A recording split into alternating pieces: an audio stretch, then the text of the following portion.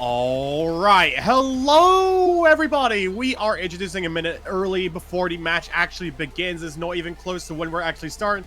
But we are going to venture forth into our semifinals weekend of Extraction Cup. We got yet another intense match on our belts. We've had 2 tiebreaks so far, and we have a winner's bracket match between our second and third seeded teams, UnicornButterfly, Pavan, and Kokawai versus Not Even Close, Anorix, and May Colmier. I'm your host, Upperman2, and I'm going to be joined alongside Popy for this one. How's it going? Just midnight for me, and this midnight is probably going to be the most exciting midnight of my life. Look at this, seed 2 and seed 3. We're going to be seeing one of the 2 only winners bracket match in semifinals. And this one's going to be the one that has 2 top seeds literally next to each other. So... Yep. That's just the joy of it. I mean, yeah, semifinals this turn has literally been so messed up with all the matchups that we're having. Like, I genuinely thought to myself that even quarterfinals was genuinely so dreadful with all the teams we had to see lose. And, you know, having 4-ish tiebreakers on that weekend or something. And we already had like 2 this weekend when we're only 3 matches in with 1 forfeit so far. Like, what even is going on? I'm actually so afraid to see what's going to be happening in the next few minutes, dude. This is so true. I don't think I've seen a tournament that has been like this consistently close across all matches in different rounds as well. Like in quarterfinals and round of 16, there are so many close calls and TV matches that has occurred. And like you said, this round we already have 2 out of 3 matches, and the third one is a forfeit. It doesn't really count. But even if that match went didn't go into a forfeit, it probably would have been insanely close anyways. Bro, yeah. It's genuinely so silly. Let that sink in. This is crazy. Exactly. I mean, that one would have literally just been Seed 9 versus Seed 14, but you cannot go wrong with that team at all because, you know, it was literally Team Momentum and Clawback together. You cannot underestimate, you cannot undersell the ability of all these teams while they were literally about to pile up against Geeks and Pin, and, you know, they got about by virtue of a forfeit. But, you know, that's past the point. It's been an hour since that match was meant to happen, 2-ish hours at that. And now we got this one on our belts, which is probably going to be even scarier because, bro, it's the winner's bracket. I mean, what do you want? Yeah, I think in the losers bracket match, we have seen players doing exceptionally well already, and they are in the lower bracket. And what even is going to be happening in the upper bracket? Well, I guess we'll have to find out in the following an hour around that, probably. So... starting off, we're gonna be rolling, seeing the intro phase of the matchup. Yeah, this is gonna be interesting for sure. Oh man. Oof. Alright. That pretty dominant role coming out from Not Even Close. Going to throw in a bit of an objectifying curveball into the introductory stages of the match itself. UnicornButterfly only in with that 24 as well, so... But Not Even Close is actually going to be somewhat more forgiving. They're going to go for the bans first, but I think this is a bit of an interesting move to make just because they're probably wanting to bank out the fact that they want to try and see what options that their opponent can really go for. Because I know for a fact that both these teams are very well-rounded. It's just really trying to exploit some of these really niche maps that perhaps are going to be the discomfort of at least one of these teams, as Pav is going to be protecting LN2. Makes the most sense. The harder LN map that we have out of the entire category alone. And it's going to be Not Even Close's Protect next. I think one point you made really well is that all these 4 players are all known to be extremely well-rounded players. So it is actually really tough to like pinpoint what you should be going for, protecting or banning. So blue team going for ban first is letting red team to do the first choice, and maybe show off what they are strong or weak at at the same time. Maybe that's their strategy. But after that, protecting, gonna be seeing protecting hybrid free and then banning LN1 from Not Even Close. This is an interesting choice. Protecting a hybrid and then banning an LN.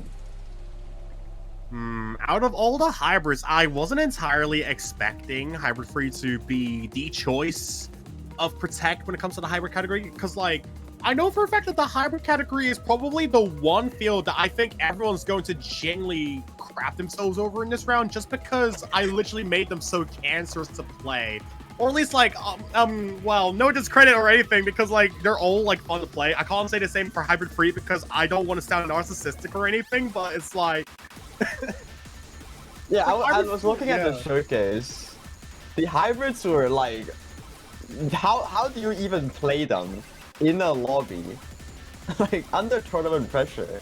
The amount of like experimental or like more gimmicky patterns, I guess.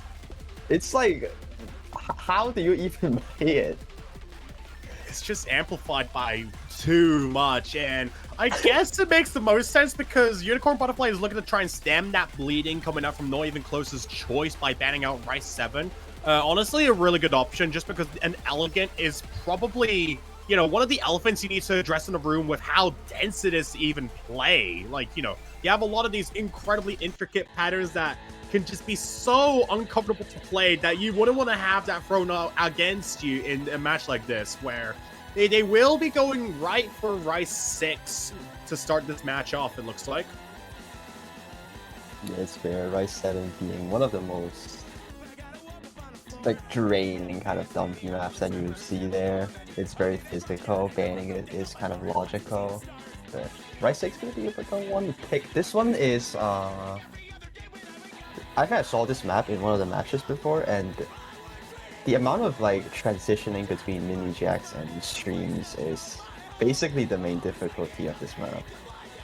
Indeed, yeah. This is definitely one of those picks that has been proven to be very competitive in the matches we've had earlier in the weekend, just by virtue of a lot of the variation that the map has itself. But, like, you know, running at about 3 minutes of length, and it's not really a map that lets up for a long time until you get maybe to the final quarter or so, but at the same time, very stamina draining. If you are at least a little acquainted with the style of Polarin when it comes to a variety of their dump charts, you would know for a fact that it's gonna be hell. Like, just being wrecked, just wrecking the entire playfield as Konkawa is gonna take an early drop. Probably Client, I don't know. Is it Client? It actually doesn't seem like it's Client, actually. Just an early slip up, it seems. Wow. Okay. Not the brightest side. Well, I mean, this is Not Even Close's pick, so starting off, we are going to be seeing Mako Major getting that accuracy lead so far because of that first drop, 2,000 point lead, but with a map with the amount of mini jacks and bursts like this, and this is just yet to come. Konkawa is trying to recover by getting accuracy now. Yeah, indeed. Thankfully for Konkawa, that was an incredibly early drop. Like, probably the earliest you could go in the map if you want to go for a reverse choke FC, if anything, while McColmier's does have the advantage, but it's only by 2,000 points. Because, again, that was a really minor drop from Konkawa. Had it been, like, you know, maybe later in the map, it could have definitely put a massive damper in their score as well. But, you know, going past the first third of the map alone, it still seems like the scoreline remains the same. McColmier still maintaining good accuracy, but Konkawa is slowly climbing up as well. Konkawa doing really well at recovering back to almost at Mako's accuracy right now, but it is that slight power that Mako has. But that miss though, that miss is in the perfect middle, unlike Konkawa's one in the first like 2 seconds, so this one's definitely more detrimental. But I say detrimental, it's the same score lead, except now it's on red team's side. Exactly. With scorelines this small, you could be rest assured that misses are going to be really consequential if it does come down to these on maps that are especially as difficult as this, which is only somehow semifinals at that, keep in mind. So the fact that we're going into this next section, McColmier is going to drop again, that's going to finally give Konkawa some breathing room to work with going into the final quarter, as there's still a lot of these incredibly dense patterns, a lot of these bursts, a lot of these jacks. Just make sure to watch out for them, you should be fine. You've got 7,000 points. You cannot fumble this back, can you, Konkawa? This kind of ending section is kind of difficult to hit. Some of these mini jacks transitioning in between. Mako is finding that drops there is going to be giving Konkawi the 8,000 score lead now. They have to hope for misses from Konkawi, like at least, like just simply now it has to be, or else this is going to be the first break point. Yeah, and a breakpoint to start the match off as well would definitely at least shake the boots of Not Even Close, because again, this is one of the top leagues of teams that we're seeing just fighting it out. A 9-9-2K comes out from Konkawi on this pick. The reverse choke FC is real. What are you doing in this round? Oh my god. Yeah, just two misses from Mako with ratios being almost the same. I guess there's a 60 perfect difference, but Konkawi with that accuracy, great count, and just simply one miss in the first 5 seconds of the map, giving them still 9-2K is absolutely insane. Exactly, and they're pretty much not even gonna let off the gas pedal just yet, because UnicornButterfly is gonna be opting in immediately for Rice to probably try to exploit that Not Even Close's fatigue when it comes to maybe some of these more accuracy-centric picks. I think this makes sense to throw out early on, just because I would assume this probably could be one of the safer options for a variety of Rice teams, especially as a bit of an accuracy check, as this map pretty much suggests. I mean, if you are at least acknowledgeable of Miyaru Chess's style, you pretty much would have seen him in like pretty much any other tournament you can name, just making jump stream maps. This is exactly what it is. Yeah, it's kind of the... I think Yao also makes a lot of these jump stream and speed picks that I think at some point we'll just get comfortable at it, but at 282 BPM this round has is it's quite a big jump compared to last round, if I'm being honest. It'll be 8.5. We just have to see whether or not these two can perform. Konkawi is going to be one staying in for this map actually, whereas Enterex is gonna be swapping in for Not Even Close. Yeah, I think Anorex for this pick makes sense, because I would assume that Anorex would at least feel very comfortable when it comes to a lot of these accuracy-centric picks. I mean, especially seeing their performances in the Mania World Cups, for example, they pretty much would be shredding a lot of these jump stream maps. I mean, usually they are, I mean, this map is definitely harder than MWC Finals at that, so that's one thing to take into account for both these teams, because we're literally just 280 BPM in semifinals only, and so far it seems like pretty much everyone is in the driver's seat. There's literally no visible advantage to be given, as the scoreline's basically just in the middle, just switch between both sides. Blood of the Crypt, no one has an advantage right now. It's just tied. It's just absolutely insane to see these two players doing flawless accuracies in this, 280 BPM jump stream. Konkawi having 9.96, ever so slightly higher than Enterex 9.91 so far. These kind of little one-hand shows that you can see in this kind of section, alongside the long jacks as well. It's very easy to drop accuracy with how fast these jump streams are, but these two players showing no fear in hitting them. All it takes is like a rush of 300, maybe a 200 or 2, that can switch the lead if Konkawi finds them. Oh my god, you're actually serious. What? Of all places, Enerex misses, and it's the guitar solo, and the map just literally does not get any easier from here, because it's just straight jump stream the whole way throughout the remainder of this pick alone. Just, I mean, you have this ladder section, which is like some broken jump stream with some core check influence, but then you go back to the final course. This is final stretch that people are looking for, but Konkawi dropped their actually down just a little bit as well. Oh lord. That missed back from Konkawi though. Wait. No, hold on. 1,000 score lead so far. Konkawi fighting this mismatch. This is actually getting really close now. 1,000? Oh my god, wait. No freaking way! Konkawi only just got back to the combo cap. He barely scraped it. What? What is that ratio? No. Dude. 2 grades 1 miss and 1 grade 2 misses between the two, and all there is this just because Anthrax misses was slightly more dirty. If that miss didn't even happen, that's a breakpoint back. But 2-0, Konkawi gonna be shredding that ratio game, Ow. finding one miss in the ending.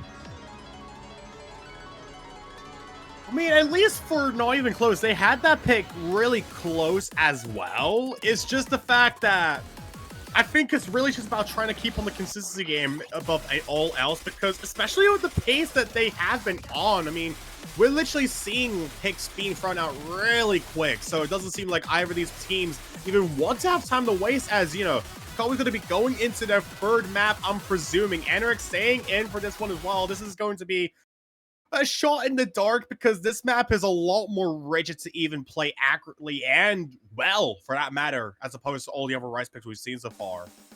I'm scared to see how this one's gonna go, man. Oh god.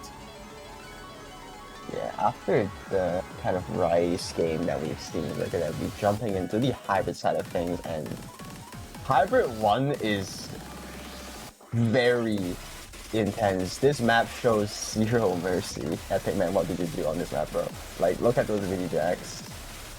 This isn't even my map. This is Okaden's map. Oh, yeah, this is an edit. Yeah, Never mind. yeah, it's just a really minor edit to remove like this really funny Ellen split trill that was like in 1/8 as well. That was like halfway through, just so players wouldn't like pee themselves over that one mid-match. But even then, Yeah. like, it's literally still such a minuscule score lead for the favorite Konkawa yet again. Enric's presumably choking on a lot of these parents, not seeming to at least fare as well when it comes to accuracy alone, which is honestly the scariest part, because this is a map that's literally so difficult. The fact that Konkawa's even just brute forcing through a lot of these patterns is disrespectful. Like, what is this? How? Mini jack speed is actually insane in this one. 9.67 coming in from Anthrax so far compared to Konkawi's 9.8. Like, this has to be unreal gameplay. These kind of bursts are so easy to choke, but Konkawi showing zero fear so far. In terms of accuracy, it's definitely Konkawi that's having the upper ground. Anthrax would have to hope for a miss there. Exactly, and there isn't really much of the map that's left either. This is the shortest pick we have in the entire map pool alone, and by far, everyone is literally still FCing right now.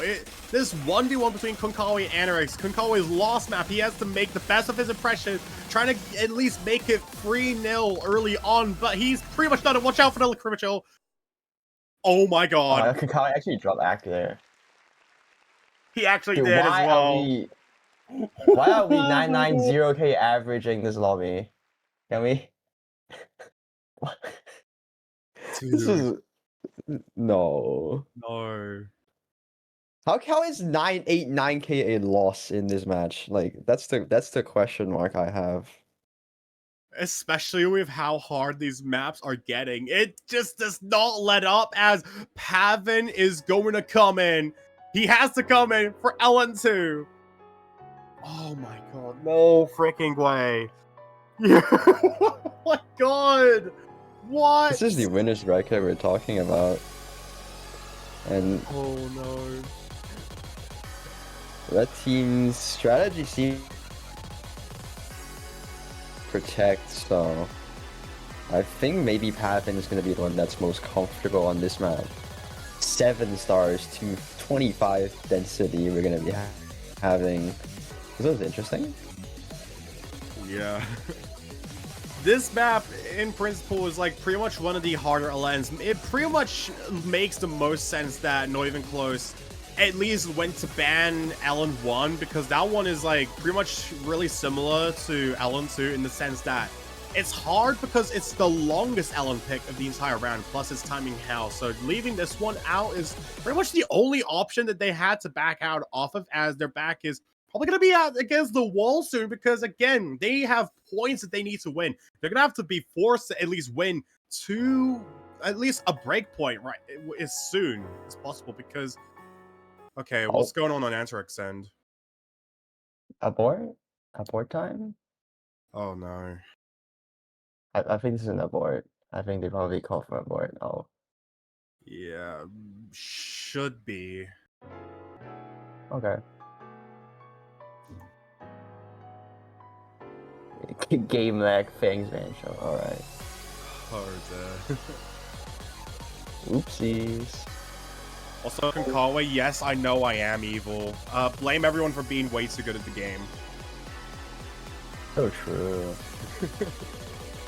Yeah, Sorry, I didn't even at, see like, that the message entire, in IRC. Yeah, sorry. you look at the entire roster of the remaining players in semifinals, even in losers bracket. Like, I think making map was kind of fair. Like, Yeah. everyone in the semi-final list is just basically world-class players. Yup. And by that list alone, it literally just extends to like a literal Bible worth of players that are just so good, and somehow they're getting eliminated way too early than they should be, which is genuinely disconcerting. Just seeing the absolute caliber of players we have been seeing throughout this tournament so far, and the fact that we're seeing these two players on LM2 right now. It's genuinely such a dense map with how it addresses a lot of these really technical parents amidst a lot of the density-oriented parents, but Hava just barely has any advantage to eke out of this one. Yeah, let's take a look at the start. I think Andrew is not having the greatest start at the beginning. I saw them having like 98% in that first section, but immediately recovered back to the 9.7 range. Pavin, on the other hand, is staying at the 9.8 range as well, so it is giving Pavin the ever so slightly big lead, but if that doesn't really end, you have to be fully consistent here. Indeed, this is a map that just doesn't let up for the longest time possible. 2 minutes and 46 seconds just about. And it only just continues to really tank your stamina for a lot of these parents. This literally goes to the point where it's pretty much inverse at this point. And the miss comes out from Anorex. Oh my god, no. Be serious. And this series, unfortunately, finding a Another second one is not one? gonna help. 9,000 slowly enough, Pavin still doing what it needs to be consistent. This is why they protected this. LN2 is their protect, keep in mind, Pavin just holding so consistently. 9.8 is insane still. Their yard bar is looking so clean for an LN map like this. Somehow, like, how is it that Power's even pulling this off in semifinals when it's genuinely so difficult? And the patterning just does not beg to differ at all. It just keeps going on no matter what. A lot of these parents, and bro is still FCing with 10,000 points in the bag, just about. Dude, this is genuinely so disrespectful to not even close. They've not even won a single point yet, and at this point, UnicornButterfly is literally trying to contest for their 4th in a row with 2 breakpoints in their hands. Oh, goodness. What are we witnessing? This is just... Bro. No. 994? What? You cannot be doing this. You know? Dude. Dude, look at Anthrax. Like, 10... Like, that ratio from Anthrax is actually insane. Like, it's just some unfortunate misses that they found in the middle. Which, for such a dense map like this, is so understandable, but... You cannot have a V1 double S in semifinals, man. This is... No. Dude, a V1 double S on this map as well. No. No. Dude, I probably would have crashed out so hard if my monster was in full effect right now, but oh my god, they're going back into the rice category, and the map they go for is Rice 4 of all things. Yeah, sure, buddy. Okay. I mean, actually, it makes the most sense because I would assume they want to at least go back to into some of these more accuracy-centric picks. At least try to exploit that of, UnicornButterfly, because they've been winning everything back to back no matter what. They need to at least win something now that McCulmier is forced back into the battlefield. Yeah, I do think Mako is going to be the one playing the Rice for blue team, so Rice 4 is a very logical choice here. Not even close would have to try to take some points to try to gain back the momentum they need I feel like in late game rounds like this, the mental game is kind of amplified. You have to be so consistently perfect and a lot of these difficult patterns, but while Pavin and Konkawi is just eating them like breakfast, Mako and Androx has to step up their accuracy game, hopefully find some misses on the side of UnicornButterfly, and they can try to get a comeback soon enough.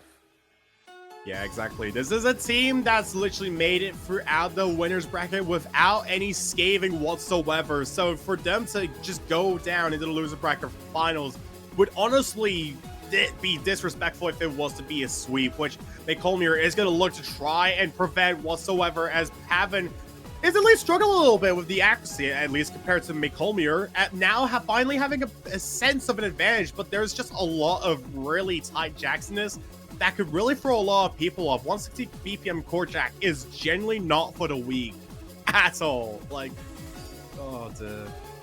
You have to point out the fact that quote-unquote struggling is having 99.9 low. Like we are competing at about 99.9 range, and that miss from Haven. What? We see a miss from the side of UnicornButterfly. This is the swing that not even close is wanting. Exactly, and it's the first time we've actually seen them have a proper advantage for Lord knows how long, and it's only going to the final further map. This is not even that long either, only 2 minutes and 13 seconds, so that miss is going to be amplified by a lot more, just going to impact the literal population of what Pavin was aiming for, and at that point, the trajectory has been shifted. Colmir at least has a lot of breathing room. And now going to this next section, this is slightly lighter, but it's a lot harder when it comes to the control aspect, where we see him bleeding a lot of perfects. The ratio game might not be it right now, but they've basically secured it with another miss from Pavin. No bloody way. It's happening. Oh my god, they've just secured another time for themselves to live. With a 997k, Mako Mayer is gonna almost even double as this map. Great count wise, they both have one Pavin having just a little bit less perfect count with the two misses though. Is gonna be the decider of this map. Bruh. Not even close. Gonna be taking their first point. Can this be the jumping board they need to come back? I mean, surely it's going to have to be, because now it's going to go back into the favor of UnicornButterfly to pick next. So that is one rice map down out of, and now that's pretty much half the rice category gone at this point. They've pretty much went through 3 of them, so we're coming to a point where Not Even Close is going to have to utilize as many picks as they can to at least try and fight both Pavin and Konkawi, because they've been showing that they're a force to be reckoned with. And the options that are left in the Rise category at that are genuinely like, what do you even do with these? As UnicornButterfly is probably going to go back to the Ellen category. I wouldn't be particularly surprised if they were to go for something like maybe Ellen 4, but that might be a bit of a risky option. I feel like at this point they might have to go Hybrid 2. What do you think? Honestly, this is such a sketchy situation. You have to use the fact that you might not win the accuracy game for hybrids, but oh, this is a hard choice. Yeah, Do you stay at Rice? Do you go for a Rice free jump? But that's such a bold move because Konkawi just has slightly better accuracy. Do you go Rice 5? But MC Mental is like, it's just so RNG, and then literally Ellen free. Ellen free. Okay, that's their choice. I mean, yeah, fair enough. Yeah. I feel like there is a bit of a risk that actually comes with Ellen free on that note, however, just because at least if you were to pit it with all the other Ellen maps that are at least in the same category, this one is actually somewhat easier. Mainly just because of the nerf that we were doing during the map pulling process, but my point still stands in that, like, there isn't really as much of a separation when it comes to physicality on this map as opposed to, I guess, maps such as Ellen 2, for example. So this one is going to have to be one of those picks that Konkawi is at least going to have to make the most out of, because, again, this is a map that is pretty much just a little more balanced for both these players. Yeah, well, less rigid than we see in LN2, so gonna be much more about finger control slightly, but that physicality, these braces can make it a little bit difficult to act, but so far both players having the exact, and I mean exact same accuracy.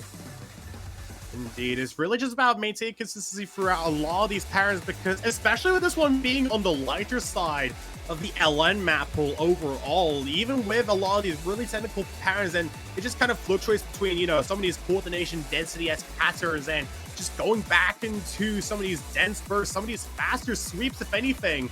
There is no advantage to be seen at all right now. The accuracy is almost the exact same by 0.01% of a difference, and there is nothing separating these two at all.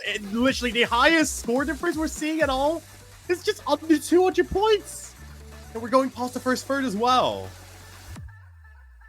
Yeah, these two players definitely have basically the exact same comfortability in this map, but here we go. This one section can drop a lot of accuracy, and they're going to be the one dropping a little bit more.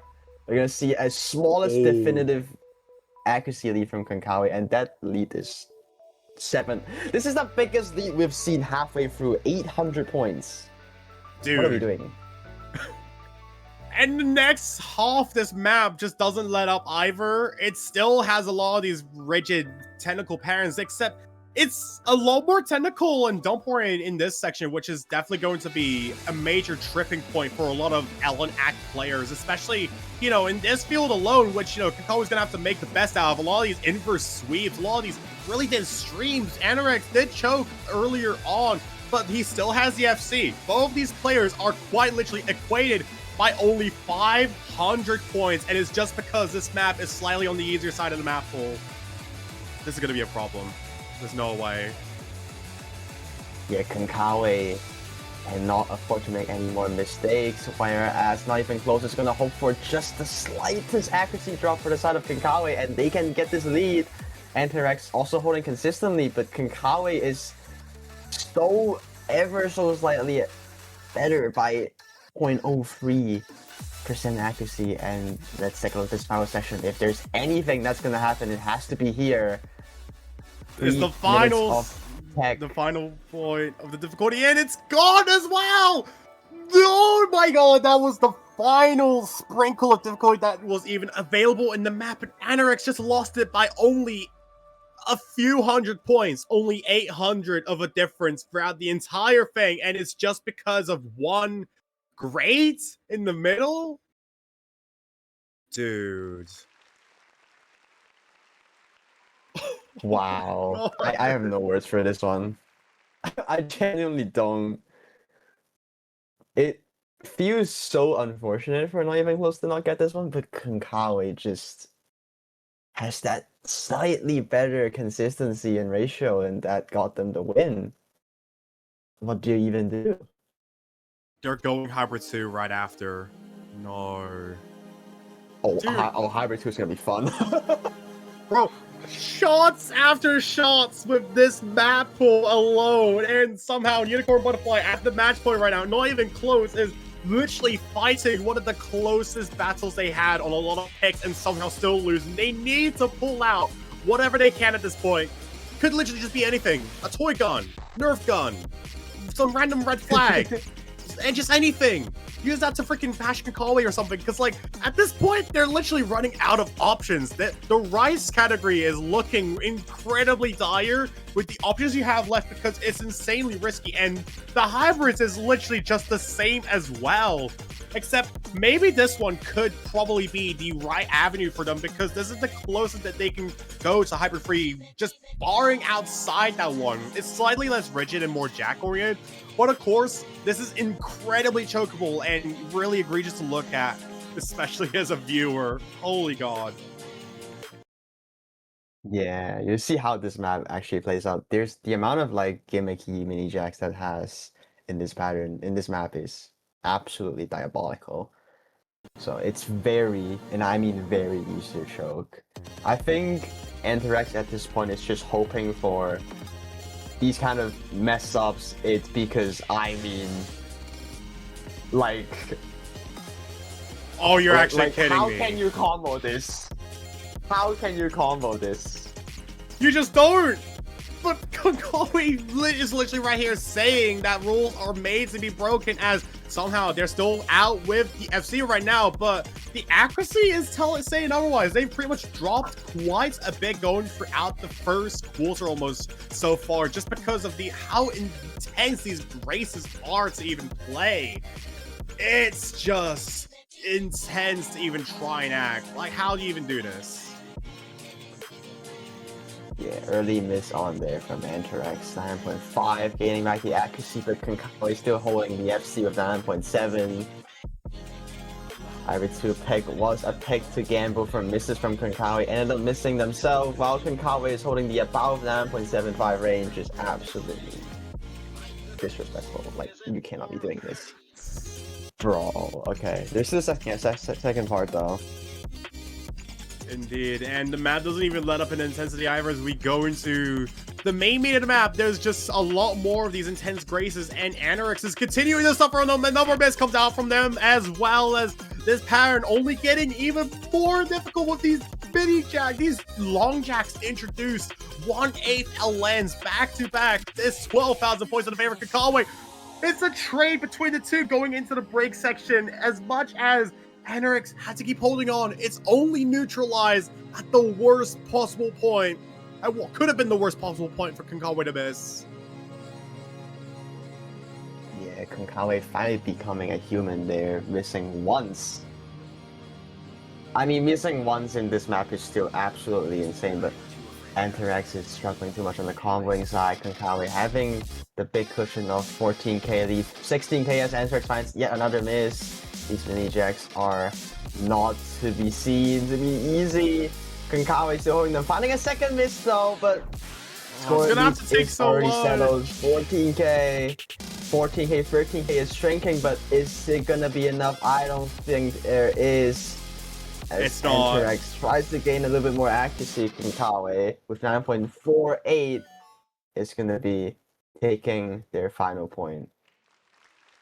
UnicornButterfly, despite how close a lot of these picks were, is unfortunately going to be it for not even close. A lot of close picks back to back, and UnicornButterfly gets the luckier end of the stick with having at least one every other pick besides from the core jack map alone. That's going to give them 6-1, and they will be advancing into the finals weekend, remaining in the winner's bracket. Knocking down, not even close, down to the loser's bracket. That is, dude, the soul must be immense. I cannot fathom the idea of even trying to imagine it, as you know, it's gonna be UnicornButterfly facing between T1 or Salmon Noodle in the winners bracket next weekend. And then as for which, not even close is gonna have to face between Victim and Femturnus as well soon enough. Yeah, those kind of matchups are gonna be determined next week, but that just absolutely insane performances from all the four. I feel like even if it's only 6-1, it feels like a kind of a sweep, but not really. You can tell like the accuracy game between the two are so close. In the Hybrid 2 map, I think Antorex got a better ratio as well, but this count is definitely way higher than Konkawi, so that part is kind of unfortunate, but nonetheless, UnicornButterfly showing that they have that slightly better consistency and comboing consistency gonna grant them the win here and moving on in finals as a winner bracket player team.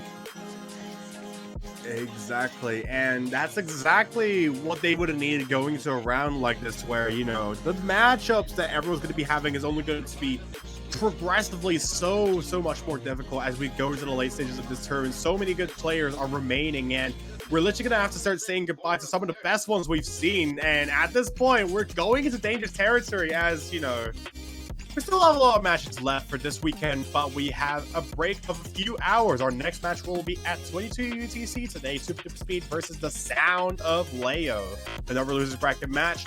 This one is going to turn some more heads, as that's the last of the main losers bracket matches before we move into the conditionals tomorrow. So lots of interesting matches we got here and there, but I think that does it for everything I need to say on this match alone. This could have been close. I'm just saying. It could have. Yes, it definitely could have been. Some unfortunate drops. It happens. I think all 4 players have done exceptionally well. I mean, they are world-class masters. I just my jaw is on the ground right now with how they have performed. But there's only 1 winner in each match, and it's gonna be UnicornButterfly. But yeah, it's gonna be about it for this match. Do stay tuned for the future matches as well. I do believe Super Duper Speed against the Sound Layer was gonna be very interesting to see. So if you're awake in 22 UTC, you can stay there. Are we playing TV? There's no way. Wait, why are we on this match? There's not even time. We have like hours until that's meant to happen. Oh dear. Curious. Oh, it seems like they are. Oh, the match is now wrong. It's actually well. Why is it sound Leo now? It's not even meant to be that, but Oh, we're back. Okay. Konkawi only prepared for 5 hours on this match alone. Okay, this guy knows how to grind. So true. Yeah. Alright. It seems that both players want to do a tiebreaker showcase. We're going to be a little confused though because we are going to have Konkawi fight Pavin as we can see on this board here. Wow. Crazy. A mini show match in the middle of semis? Okay, bro. I actually haven't seen this map. I know there's 2 TV matches. Unfortunately, I didn't watch how they played out, so I didn't know how the map looks like. And now I do. This Jack is what? This map is probably one of the most rigid things ever. It's literally so difficult to play, especially when you have a lot of really dense LN patterns, which are at OD8. Like, the fact that there's like a few breakpoints, there's a few like points where you can at least breathe in this map, but it's not even enough to at least accommodate for the fact that this map is literally just full Nelson the whole way through, as Konkawi does take that first miss, but Pavin on the other hand, FCing pretty much. These mini jacks look so obnoxiously fast. That's because they are. Wow. Like, to think about how this map was played twice in 2 of the matches earlier is, bro, it's crazy. And it's probably gonna get even worse as well, just because of the amount of matches that we have left still. Like, we're not even eating the main course of this weekend alone, and we've already had like 2 tiebreaker matches that are only just the start of the hell that we're about to see get unleashed throughout the remainder of this weekend. Like, you know, I mean, especially with matches that we also have, such as, for example, I want to say T1v Salmon Noodle. That one's probably going to be really intense to watch, just because I know how good both the teams are. Then we also have, you know, Vic Team vs Fem Turnus and some random in the losers bracket as well. So that's going to be quite the message to send out for either side, depending on if they have done their research. Having a miss right there, pretty much it's literally in the middle. What the heck? This middle section is, bro. These kind of patterns just look so obnoxiously difficult.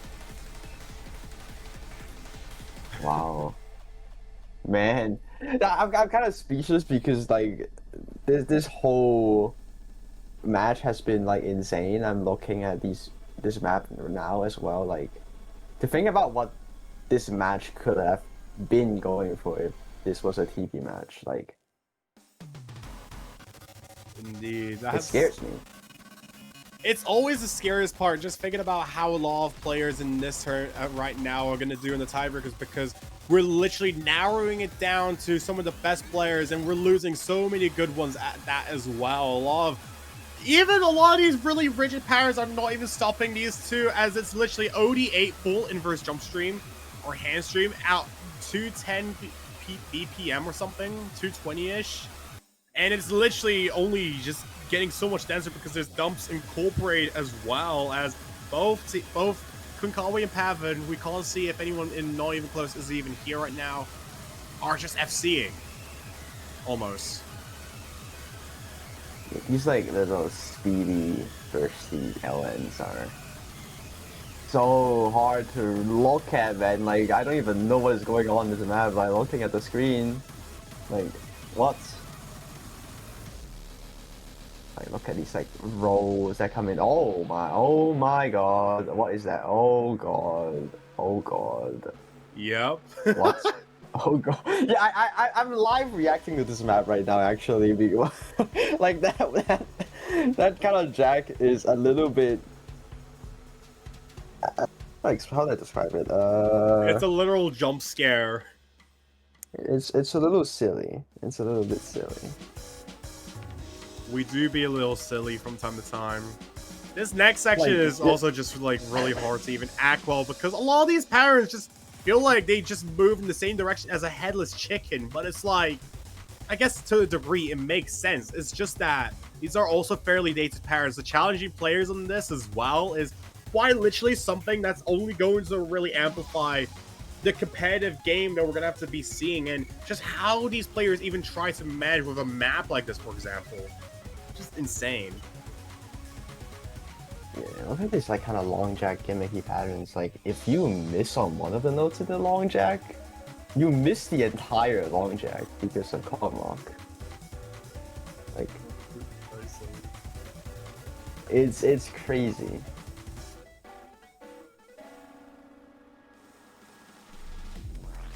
Oh, Yeah, ending? Let's get They both missed on the transition? Okay.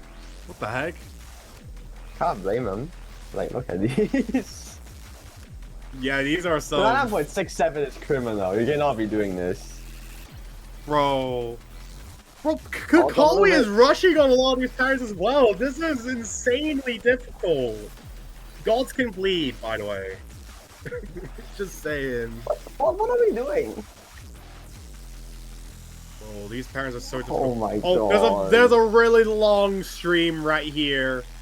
It's probably the hardest thing to act, just because imagine you've gone for everything, then your nerve just gives out right here. Oh, like, imagine. My days. The roll of all time. The roll of all Tonight, time. 4K is actually incredible. It really is. Now I can see why they both decided to join a team together, because holy god, this is a well-rounded team. This is our second-seeded team. Somehow. Yeah, and we will be seeing them continuing to show off what they are capable of against either T1 or who was it? Salmon Noodle, yes.